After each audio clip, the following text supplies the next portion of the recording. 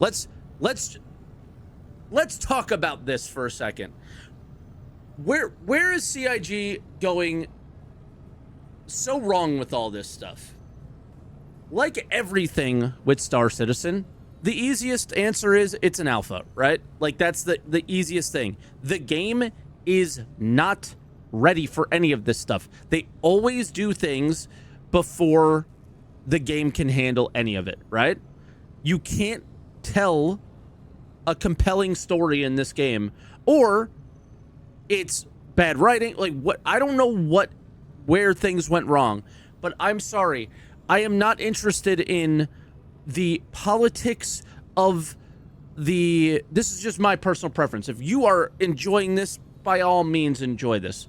But I don't know. This is twitch.tv/SaltEMike, so I'm just sharing what I feel is none of these events so far have felt like any event that has ever been created in this game has ever felt impactful to the world around you.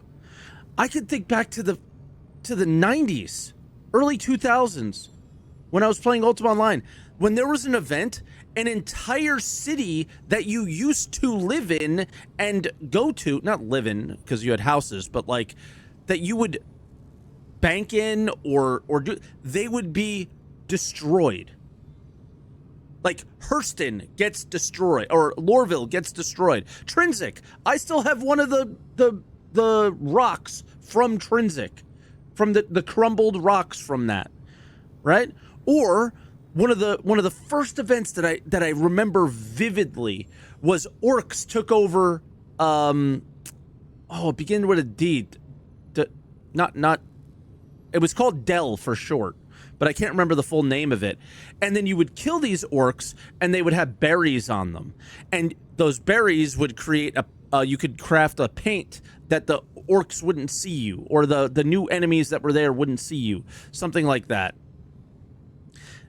And like those were actually impactful events that meant something in the world that you were playing in, right?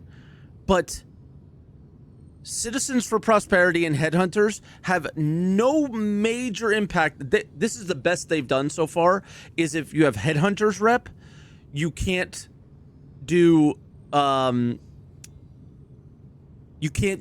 like cargo hauling trading easily at Citizens locations, and there's like good loops that would go between all of them.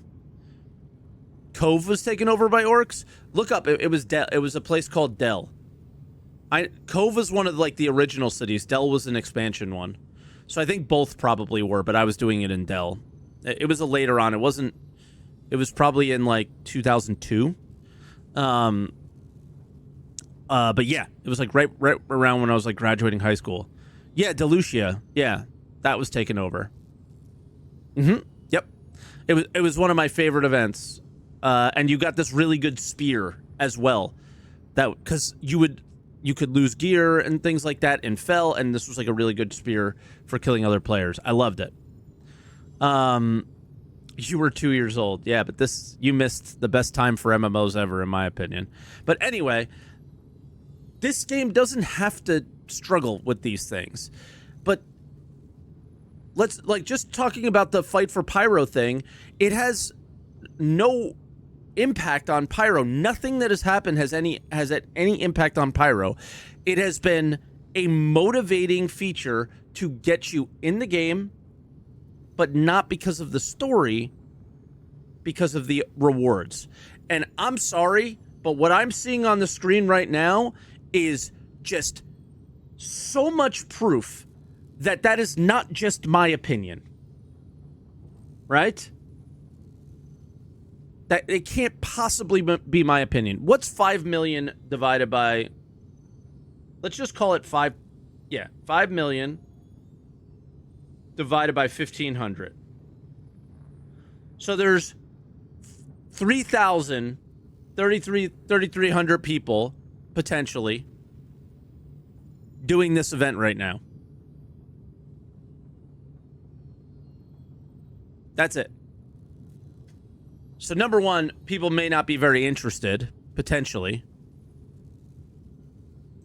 Number two, they are doing the event specifically to just unlock the rewards.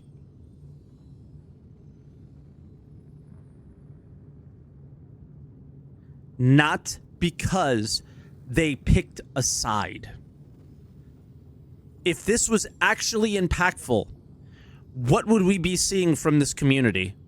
We would be seeing on Reddit campaigns for the headhunters or for citizens of prosperity. Which side did you choose? Because they're not doing this event to make the game more fun.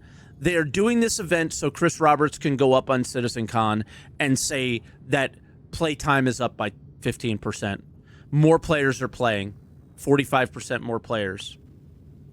Because it's literally because you're offering meaningful rewards. I'm sorry. The race for Stanton, whatever it was, where the delivering the box, the thing that fixed the freight elevators those rewards were incredible. Like, who doesn't want to represent the city they live in? I think a lot of people probably do. I like those skins a lot. And there was a lot of color variation. So if you liked if you liked the black and yellow, you would get Hurston, right? So there was a little bit of that there.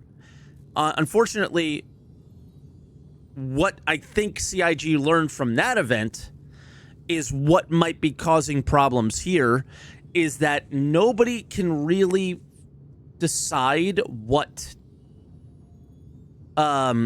side to choose, because the only thing that they have shared of the impact is the rewards. Whereas we knew what the impact was beforehand, which the major one, in my opinion, was 5% discount in Hurston. Is this a YouTube video? I'm not recording, but I could make it one. I think it might be worth as like my feedback on the events and everything for this year. I think this is like the perfect example of where the events are right now.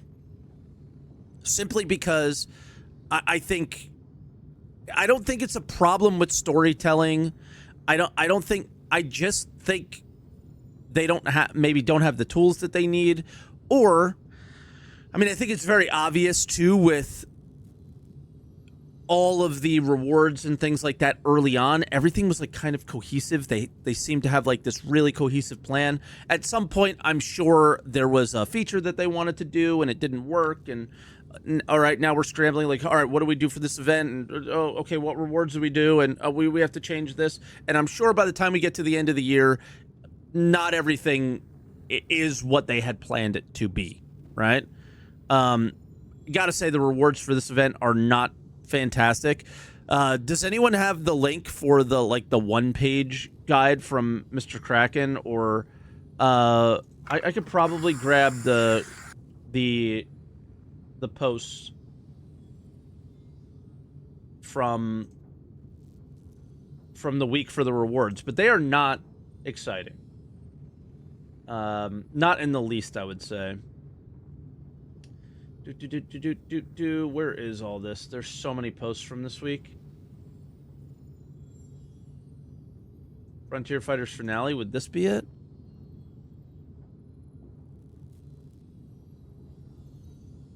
Yeah, here we go. So I just have to pull it down. I couldn't see the monitor. Because this monitor where this is overlaid by the game right now. It's like, these are the rewards that you're currently getting. Clothing, which they just removed the ability to wear clothing with any armor, right? Hey, Elliot. Elliot, you might want to run. And then I don't even know what vehicle this is because I don't use vehicles because nobody does. So the next set of rewards, not really viable. And then I think these are very good. I like these skins. It's weird that the headhunters went from purple to a different color. But yeah. Outside of that, I don't know. So, like, what happened to the purple stuff? Yeah, they just like swapped faction colors for no reason. Like the Frontier Fighters were green, right? And now CFP is green. It's all very weird. So I don't know. Back to the game. I think the fact that it's really close is actually kind of cool. So I don't know what they should do, but maybe they should start hinting at what happens with who wins. Just hinting.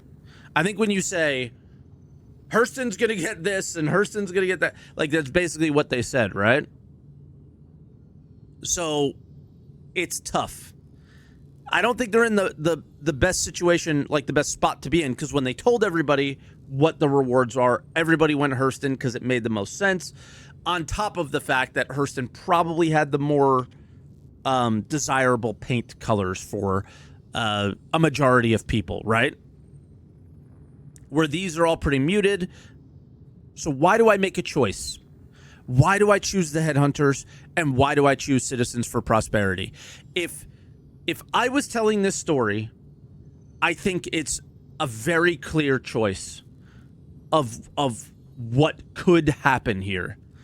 Citizens for Prosperity is trying to make Pyro more like Stanton. Headhunters is trying to keep Pyro chaotic. And the problem with that is I don't know if anybody would choose Headhunters then, because we know a majority of the community is casual in any video game and doesn't want the risk. They mostly just want the rewards. I think this community more than anything. But what's funny is somebody who will probably almost never PvP, I think Pyro should be scary as hell. I think you should have to, if I go there, insurance claims are not a thing, and so on and so forth, right?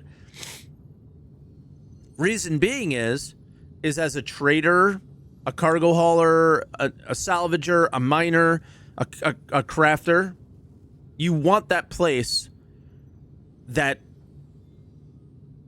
people don't want to go. Because if you do go there, then you're, making more from it or something like that, right? So Pyro's basically been entirely PvE these last 3 patches. That's basically true, right? The fact that you could do this event in Stanton is kind of dumb. It's again, I think it's a struggle with, I don't really, like, I follow it. I don't follow it super closely. I don't really get what's happening. Are they the Slicers? Or are they why are we calling them the Frontier Fighters again when we know they're the Slicers? How are they? Did they rebranded? But everybody already knows. I'm still so confused on a lot of this stuff. Why are we doing both events in Stanton and Pyro? Slicers was the fake name Frontier Fighters used. Got it. Okay. I understand that part now.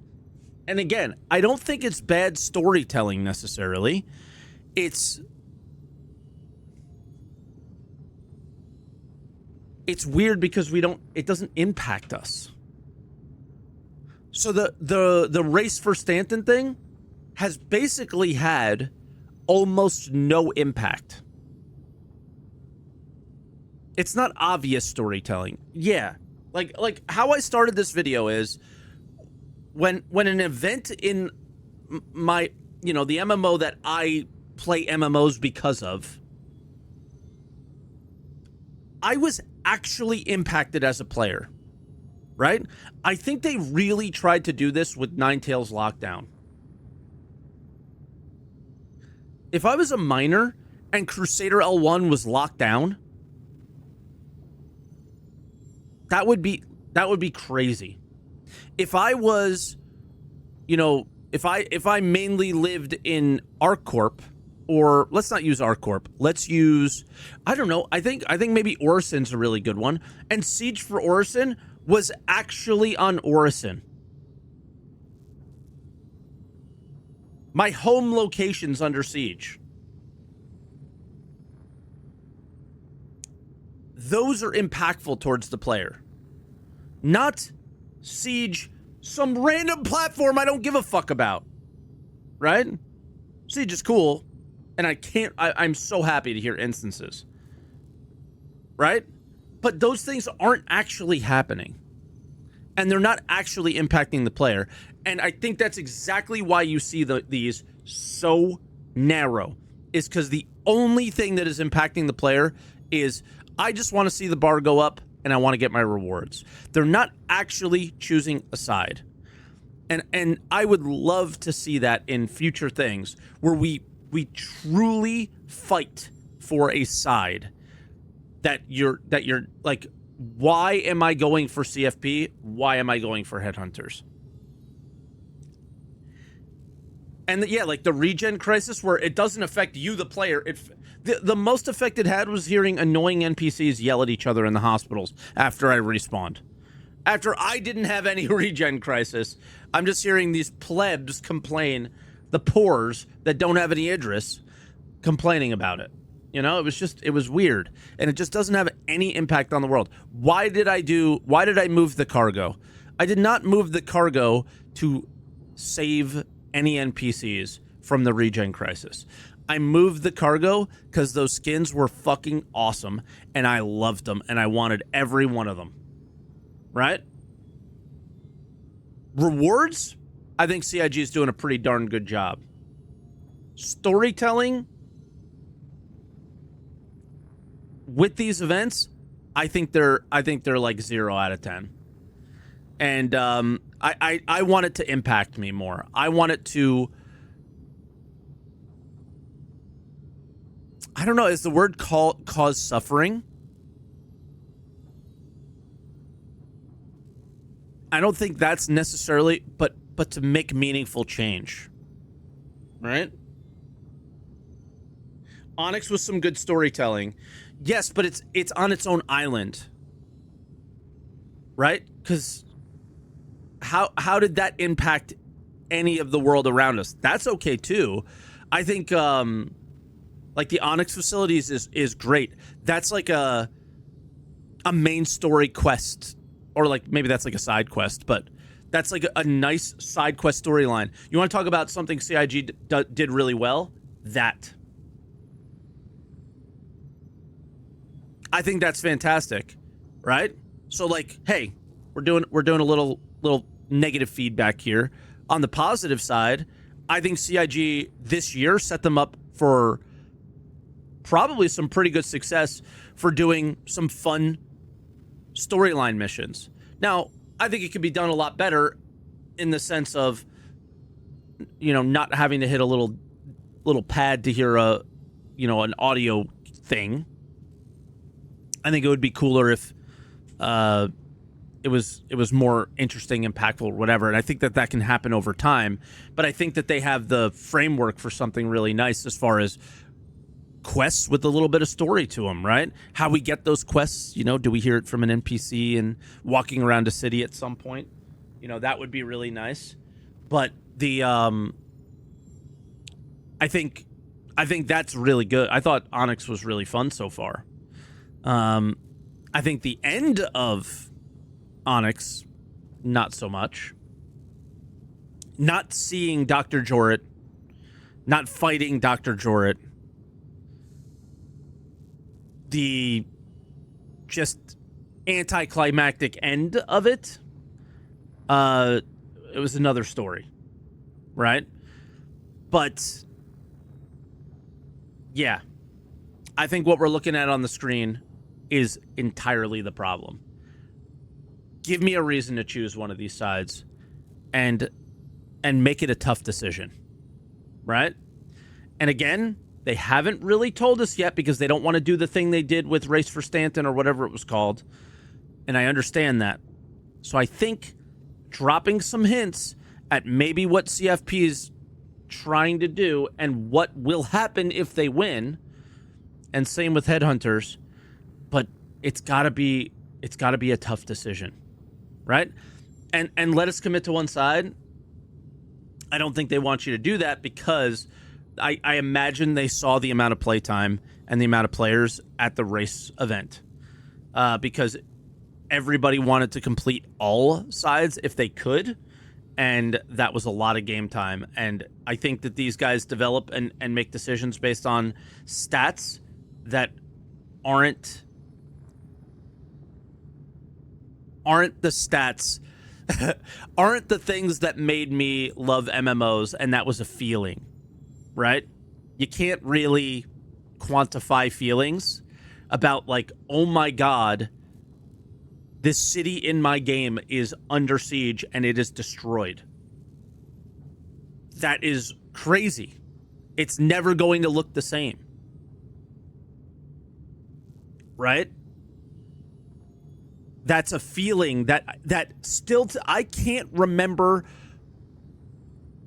I ran out of tea a week ago, and I went to the grocery store 3 times, and I can't remember to get the tea, and I'm sitting here angry because I have no caffeine, and I'm just drinking water out of a mason jar. But I remember that event like it was yesterday. Right? I can't even remember the name of the cargo moving event or any of the events, to be honest. Because they just didn't have that kind of an impact. And I'm old. But yeah, that's me on my soapbox. Is this could be so much cooler. And is it just because they don't have the tools yet? Almost certainly. You know? Almost certainly. But if we're going to do this for a second year in a row, and we are, if you watch CitizenCon, we're doing this shit again, then at least make it more interesting, right? At least make it more interesting. If you're like, I don't even understand this, dude. You barely have investors, and they've already given you money. I don't know if they're still continuing to give you money. Who are these stats even for? Who are these growth numbers even for that they're talking about? Why do I care about them necessarily? As a player, I just don't. Right? It's about the feeling when I log into the game and how it makes me feel. I'm a gamer. That's what it is. And you know how this makes me feel? Not like this is a chore I need to get done before I get back to playing. And I gotta say, how easy this is to do is quite nice from that perspective. Because I can just fill these bars and then 07 until the 23rd when I gotta fill this bar. Right? And that's it. But that's it. That's all I want to say. I'm just curious what you guys think. But I do think that the numbers being so close is incredibly telling that people are just filling both bars and then piecing the fuck out. Because if they actually cared, they would continue to fill the bar for citizens and would continue to fill the bar for headhunters. And why don't you look at those fucking stats, CIG, instead of how many people are playing, and then maybe make some decisions based off of that in your future content. Because, yeah, I don't think anybody here is making a decision that they care about. They're just filling a bar. That's it.